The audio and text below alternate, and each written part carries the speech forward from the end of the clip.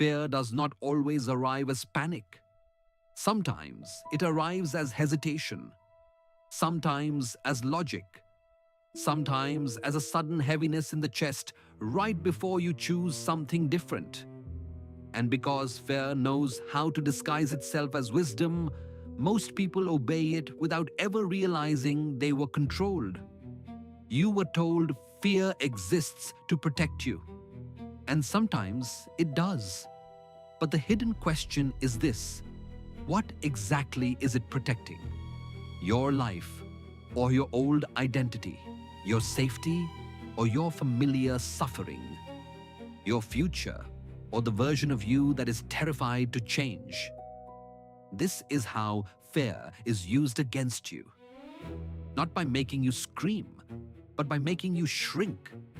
Not by stopping your heart, but by narrowing your perception until the cage feels like common sense. And until you learn to read fear clearly, you may keep calling obedience intuition. What you are about to hear is not a lecture on courage. It is not a motivational speech designed to make you feel temporarily bold. What this is a map, a hidden diagram of how fear functions as a mechanism of perception, how it shapes identity from the inside, and how it has been used consciously and unconsciously by systems far older than you to keep certain patterns intact and certain doors permanently closed. By the end of this, you will be able to see the difference between a fear that is warning you of real danger and a fear that is simply protecting the old version of you. That distinction is not small. That distinction may be the most important threshold you have ever stood at. Because when you cannot tell the difference, every invitation to grow feels like a threat. And every threat to your comfort feels like wisdom. This channel exists to show you what moves beneath the surface of your choices, your identity, your energy, and your perception of reality. That work begins here. Fear is the first hidden current we will trace together, and what you find at its source may change the way you understand every hesitation you have ever felt. You were taught somewhere along the way that fear is trustworthy, that when your body tightens, when your throat closes, when something inside you pulls back from the edge, you should listen. And in certain moments, yes, that pull has kept you alive. But here is the question that almost no one asks. Has the same signal that once warned you of real danger also warned you away from love, from expression, from expansion, from the version of your life that was actually waiting for you? Fear does not distinguish between a predator and a possibility. The nervous system that tightens before a collision also tightens before a conversation that could change everything. The same current that runs through your spine when something is genuinely wrong also runs through your spine when you're about to be seen. Clearly, honestly, without the armor. And if you have never learned to tell the difference, you may have spent years obeying the same signal in two completely different situations and calling both of them caution. This is not about dismissing the signal. This is about learning to read it. A signal is only as useful as your ability to interpret what it is actually pointing toward. A compass is not wrong simply because you do not know how to read it. But if you obey it blindly, without understanding its logic, you may walk in circles, convinced you are moving forward. Fear can do exactly that. It can become a loop dressed as a direction. So consider this the moment you begin to examine the signal instead of simply obeying it. Not with aggression, not by forcing yourself to stop feeling, but by developing the kind of inner literacy that allows you to stand at the edge of fear and ask it a question it is not used to being asked. Are you here to protect my life, or are you here to protect who I used to be? That question alone is a form of liberation. And we have only just begun. When fear is running the architecture of your choices, it rarely announces itself. It does not arrive holding a sign. Instead, it arrives wearing the language of the rational mind.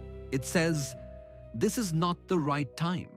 It says, "You need to be more prepared." It says, "You have looked at the numbers and the numbers do not add up." And from the inside, it feels like logic. It feels like discernment. It feels like the responsible voice in the room. But logic built on a foundation of fear is not logic. It is fear wearing a suit. Most people believe that when they pull back from something, they are being realistic. They are being careful. They are making the mature choice. And sometimes they are right. But the pattern worth examining is this. Realistic about what? Careful based on which data? Mature according to whose definition? Because if every time a genuine opportunity arrives, the mind produces a well-organized list of reasons why now is not the time, it is worth asking who wrote that list. It is worth asking how many times that same list has appeared before. There is a specific kind of person who lives in the illusion of being strategic. They have reasons for everything they have not done. They can explain, in calm and articulate language, why they have not started, why they have not spoken, why they have not moved. They are not impulsive. They will tell you. They think before they act. They have standards. They are waiting for the right conditions. And all of that may be true. But beneath that careful narrative, there is often a deeper truth that has never been spoken aloud. They are afraid. And they have become very skilled at translating that fear into something that sounds like wisdom. There is also the person who believes they are simply being intuitive. Something felt off, they say. I had a bad feeling. My gut told me no. And again, intuition is real. The body does carry signals that the conscious mind has not yet processed. But there is a version of this story that has nothing to do with intuition and everything to do with old conditioning. When the bad feeling arrives every single time you approach intimacy or visibility or financial change or creative risk, that pattern is telling you something. Not about the situation in front of you, about the architecture of your inner world. Others believe they are being protective. They protect their heart. They protect their energy. They protect their time, their work, their boundaries, their peace. These words have become sacred in modern language, and they are not without value. But protection can become its own cage when what is being protected is not actually life, but smallness. When the walls go up, not to keep danger out, but to keep the self in. When every relationship is held at arm's length because closeness has historically felt like a prelude to loss. That is not protection. That is a wound-wearing armor. And perhaps the most invisible version of all, the person who is simply comfortable. They are not in crisis. Life is manageable. They have built something stable, predictable, ordered. They wake up and know what the day will bring. They have learned not to want too much because wanting too much has led to disappointment. And this, they will say, is peace. But there is a difference between peace and resignation. There is a difference between stillness and paralysis. And sometimes, the most sophisticated disguise fear ever wears is the face of contentment in a life that stopped expanding years ago. Here is the mechanism that breaks the illusion. Fear, when it is rooted in genuine present danger, tends to be specific. It has a clear object. There is a sound, a movement, a threat that can be named. It rises quickly, it serves its purpose, and when the danger passes, it subsides. That is what fear looks like when it is doing its original job. But the fear that most people are living inside is different. It does not have a clear object. It is ambient. It hovers. And most significantly, it repeats. It shows up in the same categories across different situations with different people in different years. That repetition is the signal. Repetition is the language of conditioning, not of present danger. Think about the areas of your life where the hesitation has never fully resolved. Growth, visibility, intimacy, money, creative expression, freedom. If you look honestly at those categories, you may find that fear has shown up in each of them, not once, but many times, wearing many different faces. The job you did not apply for because you were not quite ready. The relationship you left before it could leave you. The project you abandoned halfway through because perfection became impossible. The financial opportunity you dismissed because something about it felt like too much. Each one of those moments felt different in the instant. But the underlying architecture was the same. Hesitation before expansion, retreat before exposure, safety before aliveness. And this is where the explanation fails. The idea that you are simply being careful does not account for the pattern. If you were genuinely evaluating each situation on its own terms, the outcome would vary. Sometimes you would move forward, sometimes you would not, and the deciding factor would shift. But if you look at your life and find that fear has reliably appeared at every threshold of change, that is not evaluation. That is programming. And programs do not care about context. They run regardless. The nervous system is extraordinarily efficient at learning what to avoid. This is one of its most ancient functions. If an experience once produced pain, the system encodes that category of experience as dangerous and sends the warning signal before you get close enough to be hurt again. This made enormous sense in environments where the same danger tended to repeat. But the world you live in now is not that environment. The person in front of you is not the person who hurt you years ago. The opportunity in front of you is not the same as the one that failed before. The act of speaking your truth now is not the same as the time it cost you something you loved. But the nervous system does not know that yet, because no one has shown it the difference. So the feeling of fear arrives, and it feels true, because it is coming from a real place in the body. The signal is genuine, but the information it carries is old. It is a map drawn for a territory that no longer exists. And if you keep navigating by that map, you will keep avoiding what is actually available to you now, not because it is dangerous, but because it resembles something that once was. That is not wisdom. That is a ghost giving you directions. The deeper failure of the ordinary explanation is this: it removes agency. When you say, "I am just being realistic," or "I am listening to my intuition," or "this is simply not the right time," you position yourself as a passive receiver of information. The fear arrives, and you obey.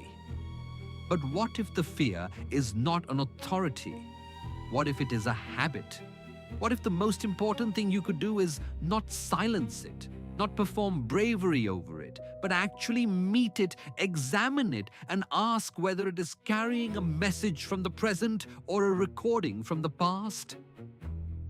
That question changes everything. Because once you begin to examine fear rather than simply obey it, the control begins to dissolve.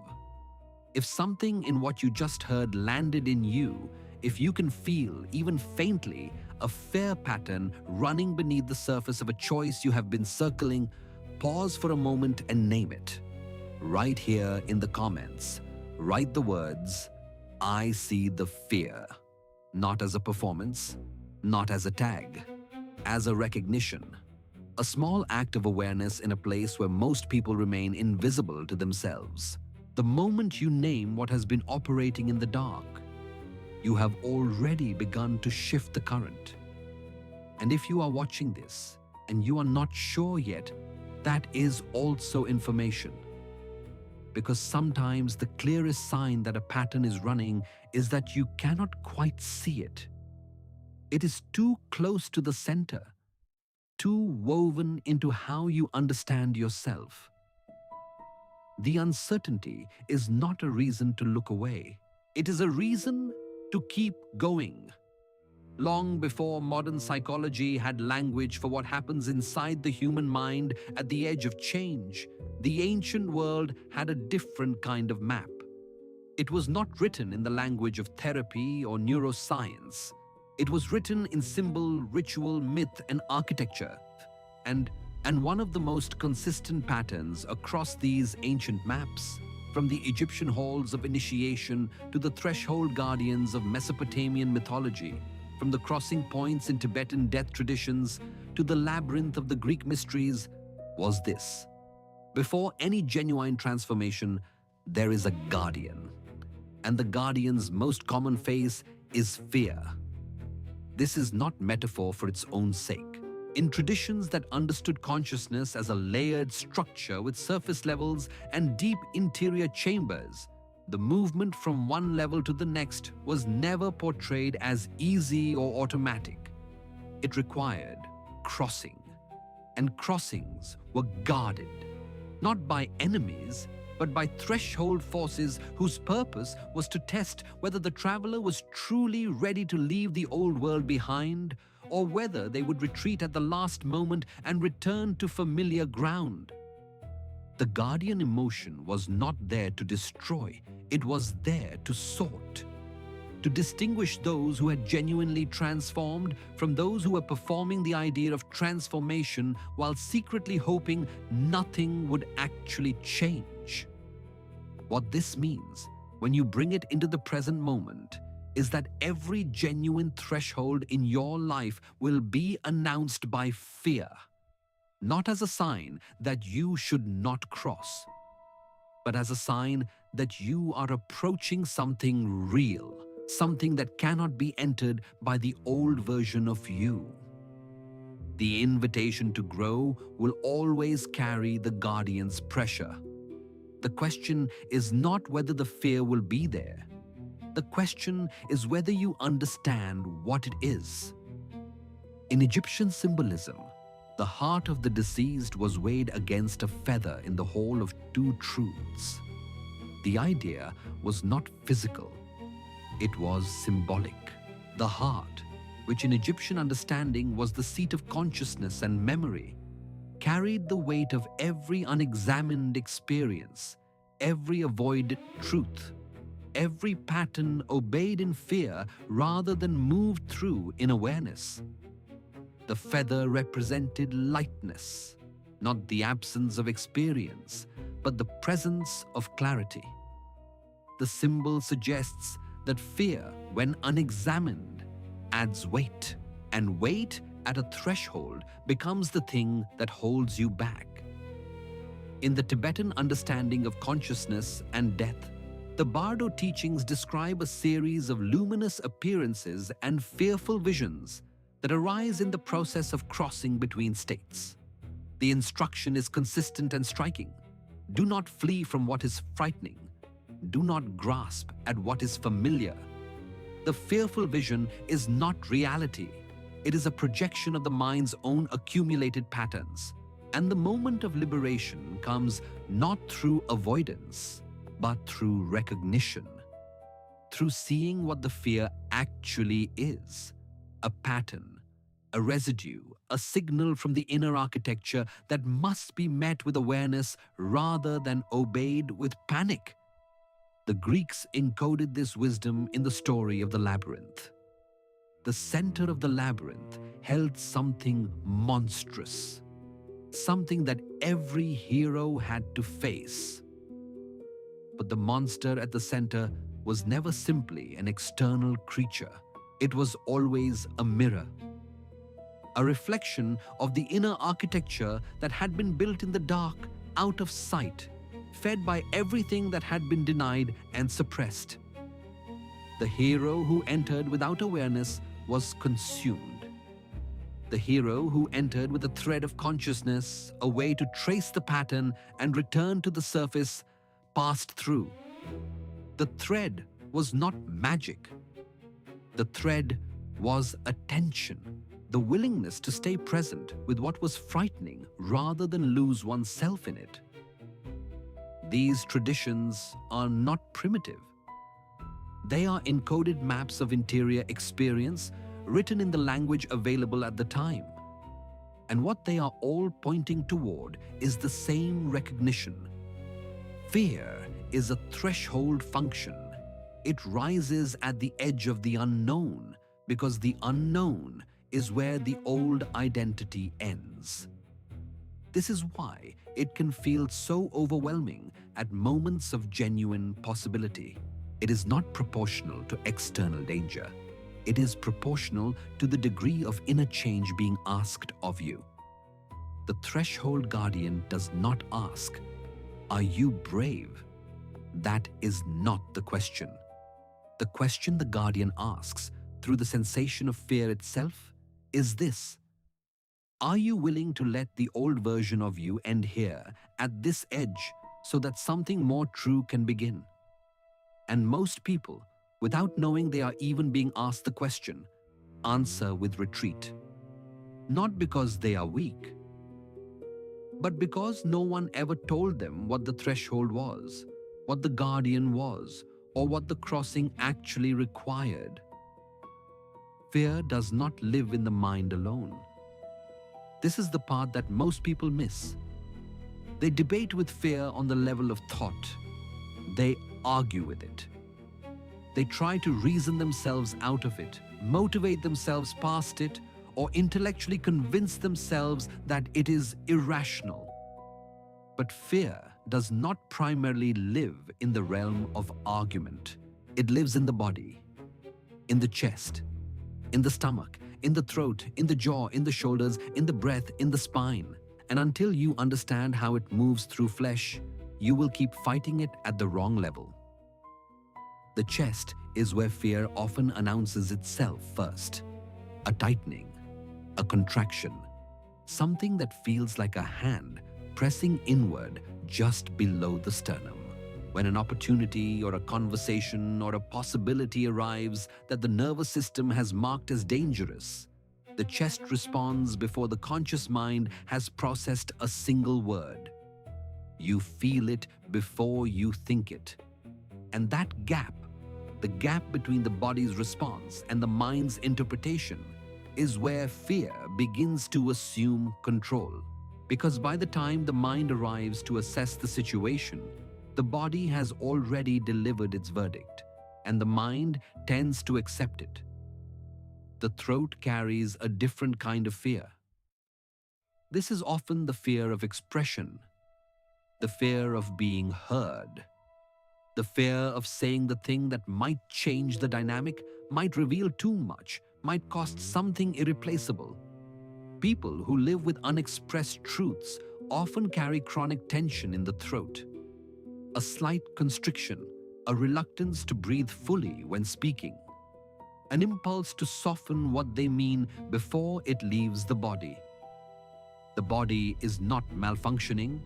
It is holding faithfully and accurately the record of every time speaking the truth was dangerous. And it is protecting that threshold accordingly. The stomach speaks of the fear of consequence, the deep churning uncertainty that arises when the future is genuinely unknown and the outcome cannot be controlled. This is different from the chest tightening of identity threat and different from the throat constriction of silenced expression. The stomach fear is existential. It is the recognition of vulnerability at its most raw. Things could go wrong. You could lose something. The ground could shift, and the stomach holds that knowledge in a way that bypasses language entirely, sitting in the body as a low, persistent hum of dread that colors every thought passing through the mind above it. The jaw and the shoulders carry held fear differently. These are the places where the body stores what it could not release. When fear arrives and cannot be expressed, cannot be acted upon, and cannot be escaped, the body tightens around it. The jaw clenches. The shoulders rise and remain elevated slightly, almost imperceptibly, but consistently. Over time, this becomes the default posture of a person whose nervous system has learned to expect threat. The muscles hold the pattern in place not because the threat is still present, but because the body has not been taught that it is safe to release it. The armor becomes permanent. An armor that is never removed begins to feel like skin. The breath is perhaps the most direct signal of all. Under fear, the breath shortens. It moves into the upper chest. It becomes faster, shallower, more rapid. This is the physiological preparation for action, for flight, for the expenditure of energy required to escape a threat. But when the threat is not external, when it is the fear of changing, the fear of being seen, the fear of loss, the fear of growth, the breath shortens in the same way. And now the body is in a state of activation with nowhere to direct the energy. The result is anxiety, a diffuse, hovering alertness that colors the entire perceptual field without attaching to a specific addressable cause. The spine is the channel through which all of this moves. When fear is running through the system, the spine often either collapses or locks. There is a slumping in the upper body. The head drops forward slightly. The shoulders curve inward, as if the body is trying to make itself smaller, less visible, less of a target. Or there is a rigidity, a bracing against the expected impact, a locked stillness that mistakes tenseness for strength. In either case, the spine is encoding the fear in posture, and posture becomes the body's ongoing broadcast to the nervous system about the nature of the environment it believes it is inhabiting. Here is the insight that changes the equation. The body is extraordinarily accurate at recording experience, but it is not always accurate about timing. When the nervous system learned that a certain category of experience was dangerous, it encoded that learning in sensation. And now, years or decades later, when a situation arises that resembles the original source of the fear, the body produces the same sensations with the same intensity, regardless of whether the current situation is actually dangerous. This is not a flaw. This is the system doing exactly what it was designed to do. But it means that what you are feeling in your body right now, the tightening, the contraction, the held breath, may be a message from the past arriving in the present, wearing the mask of now. And this is why examining the body matters more than arguing with the mind. The mind will produce evidence for whatever conclusion the body has already reached. If the body has decided that something is threatening, the mind will find reasons. It is efficient, it is faithful, and it is often wrong in the most important moments of your life. But the body itself, when you learn to sit with it rather than run from it, will often reveal the difference between present truth and past recording. The sensation itself, when you stay with it long enough without acting on it, begins to shift. It changes shape. It moves. And in that movement, information becomes available that no amount of mental argument could have accessed. Fear becomes a system of control the moment it is never questioned. This is the mechanism that operates silently beneath the surface of most people's lives. Fear arrives, the body registers it, the mind produces a reason to obey, and the person retreats, adjusts, shrinks, avoids, or delays without ever having asked the single most important question. What is this fear actually protecting? Not what is it warning you about? What is it protecting? Because those two questions lead to completely different answers, and only one of them reveals the hidden current running beneath the decision. The fear that protects you from a car moving at speed is protecting your body. That is its original function, and it executes it without hesitation or distortion. But the fear that rises when you are about to publish your work, speak your truth, leave a situation that no longer fits, or step into a version of your life that asks more of you is not protecting your body.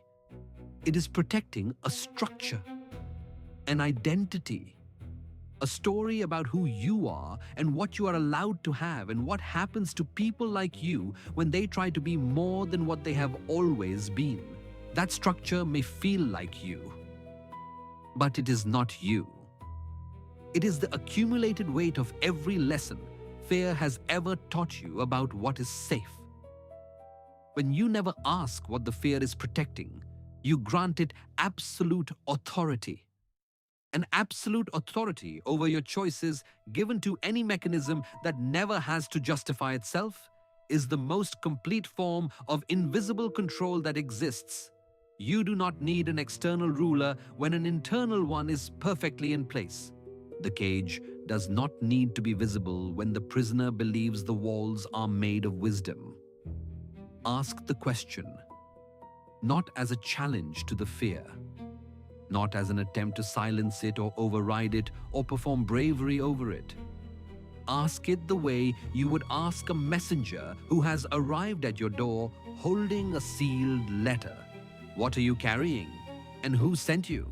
Because when you ask that, when you genuinely sit with that question in the presence of the fear itself, something begins to move that was locked in place. The pattern becomes visible. And a visible pattern is already beginning to lose its power.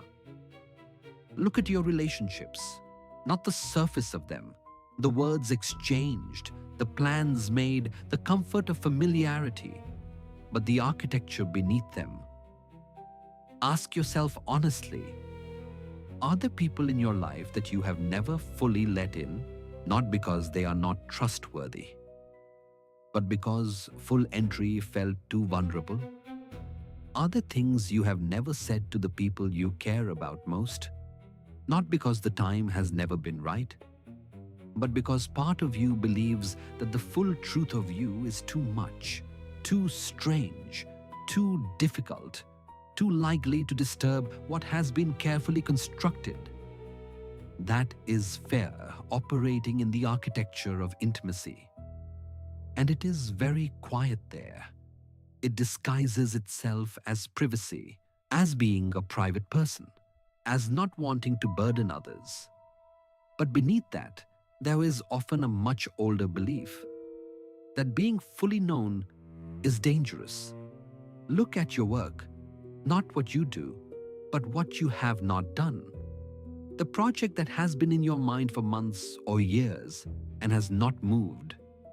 The idea that you have told yourself needs more time, more research, more preparation, more confidence, more money, more proof that it will be received. Look at that project and ask yourself honestly, has anything actually changed in the conditions that would allow you to begin? Or have the conditions remained roughly the same while the reasons not to start have simply kept pace? Because fear in the domain of creative work is extraordinarily skilled at producing legitimate sounding delays.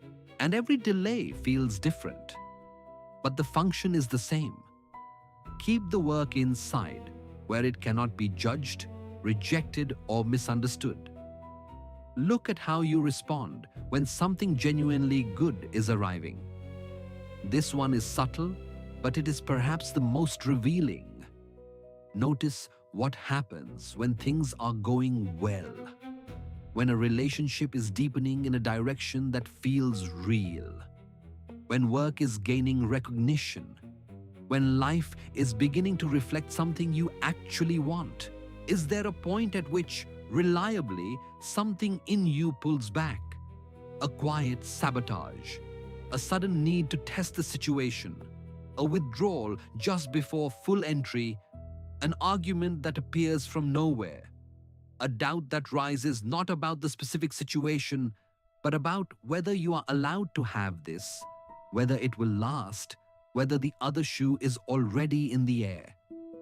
That pull is fear dressed as self-protection, and it has likely ended things before they could become what they were becoming. Look at how you relate to silence. When there is nothing to do, nowhere to be, no screen to look at, no conversation to fill the space, what arrives? For many people, the honest answer is that silence is deeply uncomfortable. Not because silence is dangerous, but because in silence, the fear that is usually drowned out by activity becomes audible. The background anxiety that has been following you for years becomes suddenly present in the quiet room. And because it is uncomfortable, most people fill the silence as quickly as possible. With distraction, with consumption, with movement, with anything that keeps the underlying current from surfacing. The irony is that what is surfacing in the silence is exactly what needs to be seen. But fear of what will be found in the silence keeps most people perpetually in noise. Look at how you respond to the idea of your own visibility.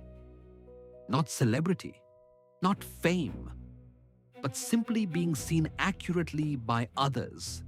Not a curated version, not a performance, but the actual interior architecture of who you are. For most people, that idea produces a quiet but definitive contraction, a sense of exposure that feels somewhere between vulnerability and danger. And this fear of genuine visibility shapes enormous amounts of behavior. What you say in groups, what you post or do not post, how you dress, how you speak, what stories you tell about yourself, and which ones you bury. You are not simply private. You are managing a presentation. And the management requires a constant, low-level vigilance that never fully rests. Look at moments of spiritual curiosity or inner questioning. Perhaps you have felt something, a sense that there is more to existence than what you have been told, a feeling that your ordinary life is resting on a much deeper current that you have not yet explored. And then notice what happened after that feeling arrived. Did you follow it? Or did something intervene? A voice that said, "Do not go there, it is not practical." Or, "That is not for people like you." Or, "You are not ready." Or, "Others will think you are strange." That voice is the guardian at the threshold of inner transformation. And it will use every category of fear available to it to keep you from crossing. The fear of being wrong, the fear of being different, the fear of losing the people who only know the version of you that does not ask these questions. Look at money. This is one of the most charged and revealing arenas for the hidden current of fear, not because money is the most important thing, but because fear around money is one of the most deeply conditioned and least examined forces in most people's lives. The fear of not having enough that was learned in childhood still runs beneath decisions made today. The belief that financial expansion is dangerous, that wanting more is selfish, that stability is the highest goal and risk is its enemy, these are not rational conclusions. They are emotional inheritances, and they shape what you pursue, what you refuse, what you ask for, and what you silently believe you deserve. Look at how you relate to change itself. Not a specific change, but change as a category of experience. When things begin to shift, when the familiar structure begins to loosen, when a period of your life is clearly ending and something undefined is beginning, what is the first response inside your body? For most people, it is a contraction, a reaching back toward the known, an impulse to stabilize, to hold the structure in place, to prevent the dissolution even when the thing dissolving has already stopped serving you.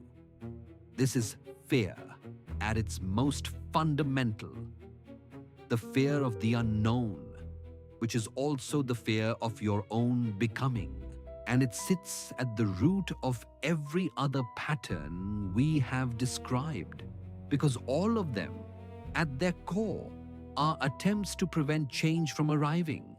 If this is resonating, if you can feel the hidden current moving beneath some of what you have just heard, then you are already doing the most important work. You are not looking away. If you want to keep going deeper into the invisible forces that shape your mind, your body, your energy, and your reality, consider subscribing to this channel, not as a passive act, as a decision to keep going, to keep tracing the pattern, to stay in the investigation. What gets explored here is not surface material. It is the architecture beneath the surface, the mechanisms that most conversations never reach.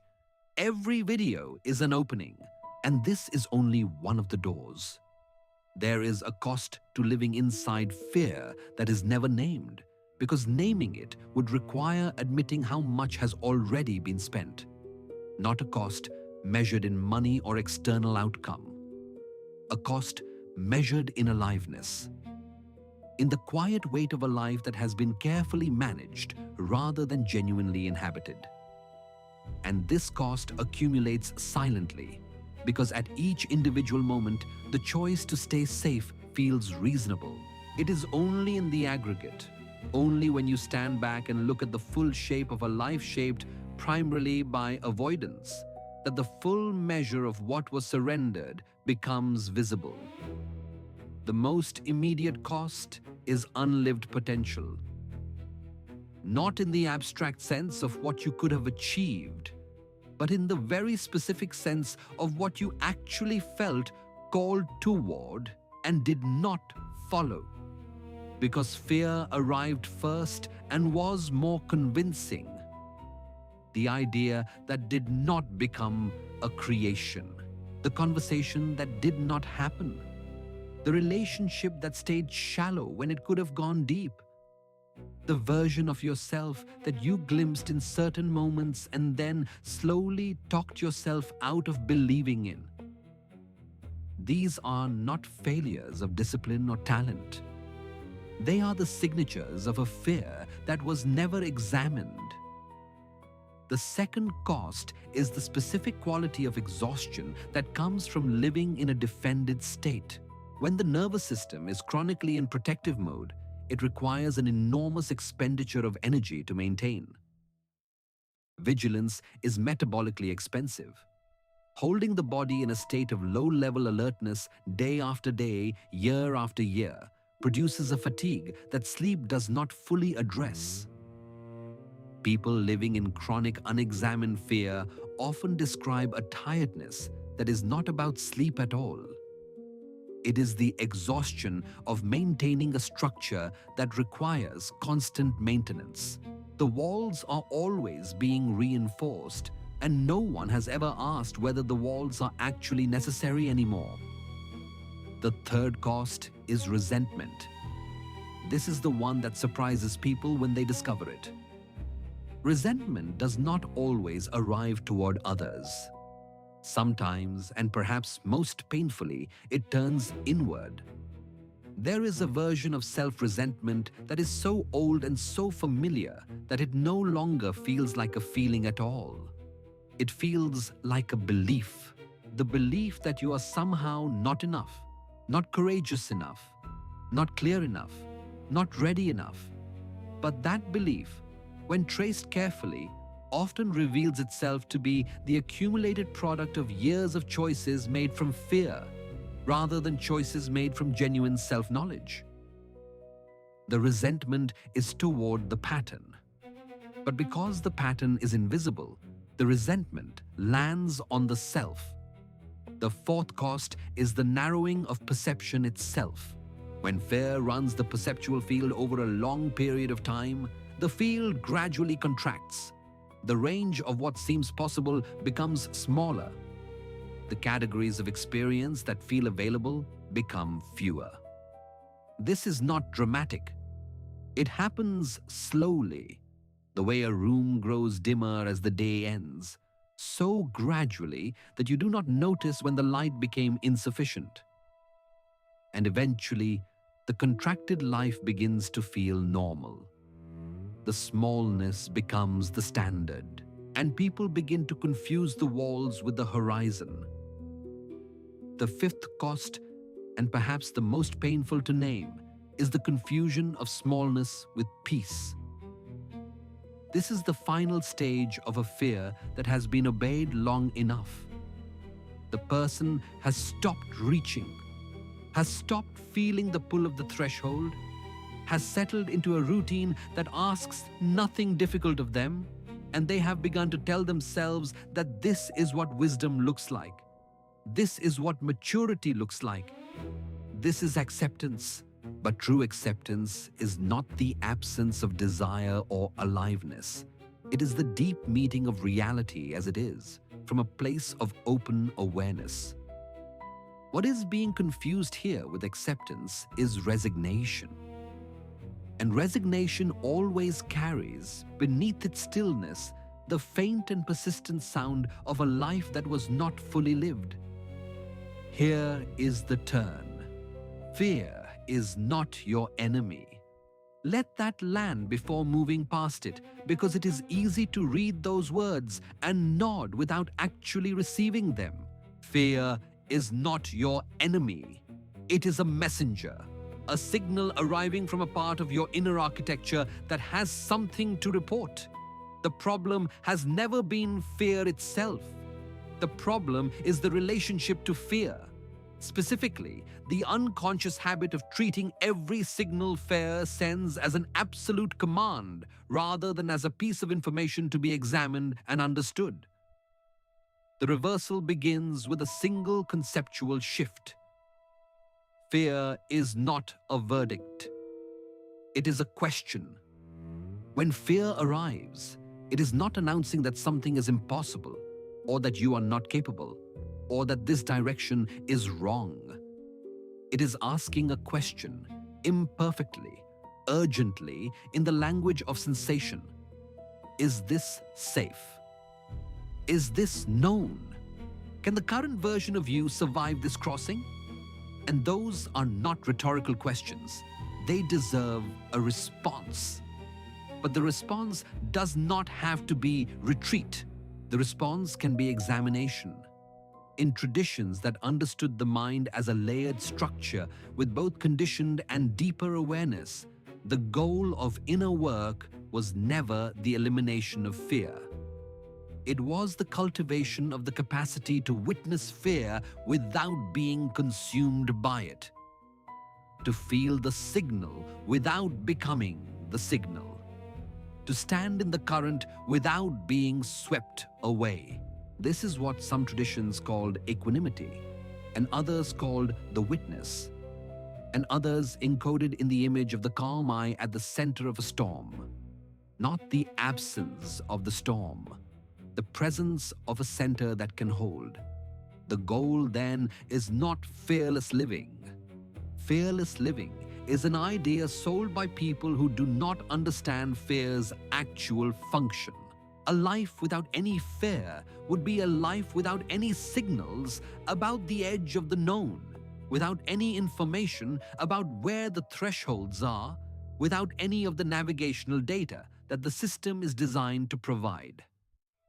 The goal is conscious relationship with fear, the ability to feel it, locate it in the body, sit with it long enough to hear what it is actually saying, and then choose your response from a place of awareness rather than from the automatic impulse of the conditioned self. This reframing changes the entire emotional relationship to fear's appearance in your life. When fear arrives as you stand at a threshold, instead of interpreting its presence as evidence that you should not cross, you can begin to interpret it as evidence that something real is at stake, that the crossing matters, that what is on the other side is genuinely different from where you are now. Fear at a threshold is almost always proportional to the significance of the transformation being offered, not to the danger of the path. When you know this, the feeling of fear at an important moment becomes confirmation rather than warning. And there is a final piece of this reversal that is rarely spoken. Fear, when it is met with awareness rather than obeyed automatically, often transmutes. This is not a spiritual claim about magic. It is a description of what actually happens in the body and in the interior experience when you stay present with fear rather than act on it immediately or run from it. The sensation shifts. It moves. It changes temperature and location and quality. And what emerges from within that shift is often something that could only have been found by going through the fear rather than around it. Something clearer. Something that belongs more authentically to who you actually are. The shift does not begin in a dramatic moment. It begins in the smallest possible pause. The next time fear arrives, before you respond, before you act, before you arrange your thinking around the signal and generate a list of reasons to obey it, simply pause. One breath, maybe two. Not to defeat the fear, not to perform calm, but to create the smallest possible gap between the signal and the response. That gap is where your awareness lives. That gap is where something other than the conditioned pattern can begin to operate. Within that pause, locate the fear in your body. Do not stay in your mind, analyzing it, narrating it, justifying it, or debating with it. Drop below the level of language and find where the fear is physically living. Is it in the chest? Is it in the stomach? Is it in the throat or the jaw or the shoulders? Place your attention there directly, not to fix it, not to release it, simply to observe it with the clarity of a witness. The act of precise, non-judgmental observation of a sensation in the body already begins to change the body's relationship to that sensation. You are no longer inside the fear. You are watching it. And watching is fundamentally different from being consumed. Once you have located it, ask the question, not a rhetorical question, a genuine one, directed inward toward the sensation itself. What are you protecting? Not what are you warning me about? What are you protecting? Give the body time to respond. The answer may not come in words.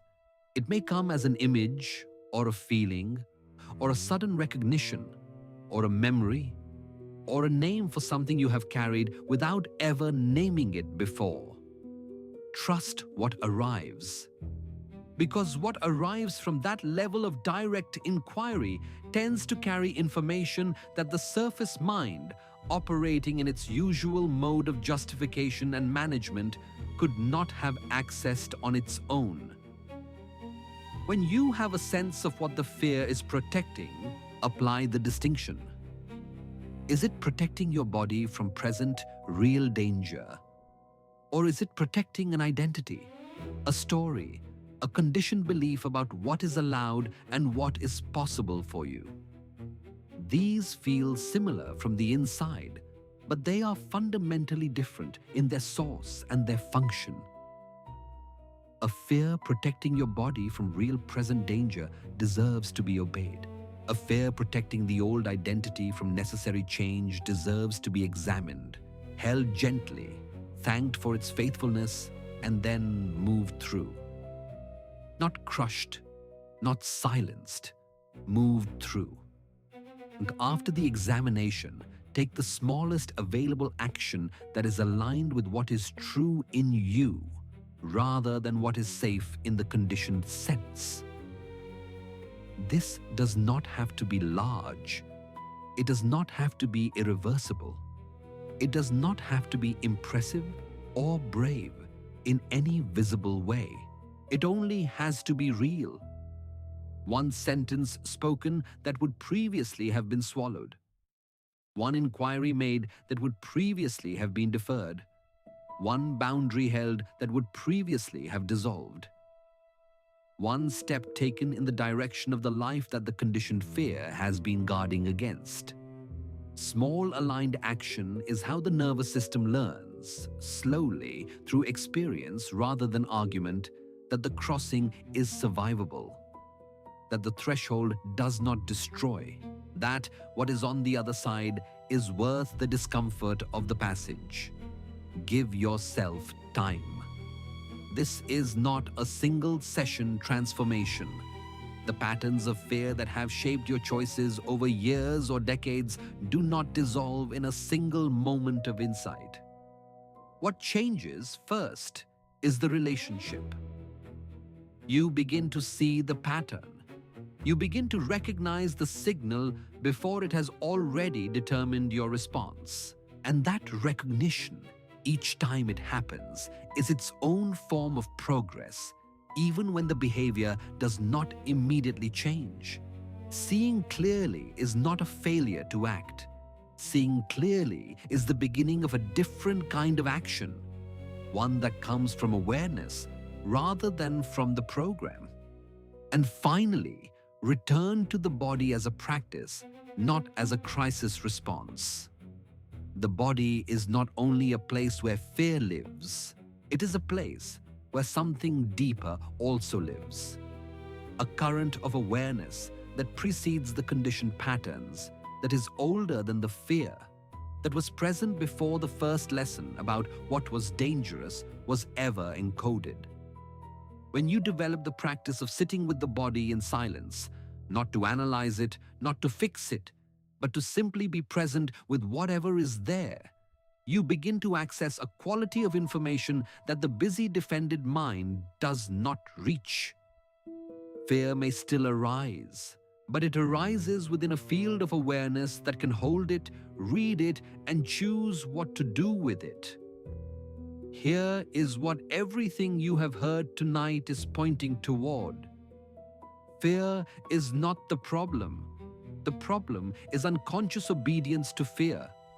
The problem is a life organized around signals that have never been examined, a body carrying old information treated as present truth, an identity reinforced by avoidance rather than expanded through awareness. The cage is not made of circumstances. It is made of the accumulated weight of every moment fear arrived and was obeyed without question. And the most extraordinary thing about that cage is that it has no lock. It never needed one, because a cage that looks and feels exactly like wisdom does not need to be locked. The prisoner guards it themselves. The ancient traditions understood this. Across different languages, different symbols, and different maps of the human interior, the same pattern kept appearing. The deepest form of bondage is not external. It is the internalized architecture of fear, mistaken for reality, obeyed as if it were the voice of truth itself.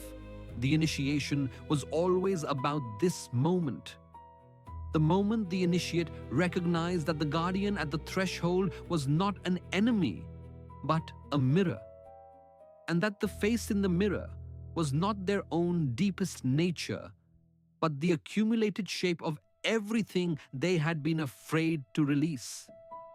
You do not need to destroy your fear. You do not need to perform a fearless life that exhausts itself in the effort of pretending the signal is not there. What is being asked of you, if anything in this reaches you, is something much more precise and much more sustainable than bravery. It is awareness, the willingness to meet the signal, to look at it directly, to ask who it serves and what it carries and where it came from. That act of genuine looking is not passive. It is the most powerful interior movement available to a human being, because it interrupts the loop at the only point where the loop can actually be broken, at the moment of recognition. What changes when you begin to practice this is not that fear disappears. What changes is the relationship. Fear becomes information rather than command. The body becomes a field to be read rather than a cage to be survived. The threshold becomes a doorway rather than a wall. And the old identity, the one that has been maintained through 1,000 quiet acts of avoidance, begins to loosen its grip, not violently, not through destruction, but through the steady, patient, unflinching light of awareness meeting it exactly where it lives. There is a question worth sitting with before you close this. What has fear been disguised as in your life? Has it worn the face of logic, of intuition, of duty, of comfort, of maturity, of being realistic? Name it in the comments if you are willing. Not because sharing it here changes anything on its own, but because naming it, putting language to what has been operating below language, is itself a form of crossing. It is a small act of stepping outside the pattern. And if you know someone standing at a threshold right now, someone circling a decision, a change, a crossing they cannot quite make, someone who might recognize themselves in what has been opened here, consider passing this to them. Not as an answer to their question, as a mirror. Because sometimes the most useful thing that can arrive at the edge of a threshold is the recognition that what they are feeling has a name, a pattern, and a way through. Fear will arrive again, perhaps tomorrow, perhaps in the next hour. It will arrive in the familiar way, as hesitation, as logic, as a heaviness in the chest right before you choose something different. And in that moment, you will have a choice you may not have fully had before. Not the choice to feel or not feel it, the choice to pause before obeying it, the choice to ask the question that changes everything. What are you protecting? And is it still worth protecting? You were told that fear exists to keep you safe. And sometimes it does. But now you also know this. Fear, when it is left unexamined, keeps more than danger away. It keeps possibility away. It keeps aliveness away. It keeps the crossing away. And somewhere behind the hesitation, behind the logic, behind the heaviness in the chest, there is a version of your life that has been waiting patiently on the other side of the threshold. The hidden current was always there. Now you can feel which way it runs.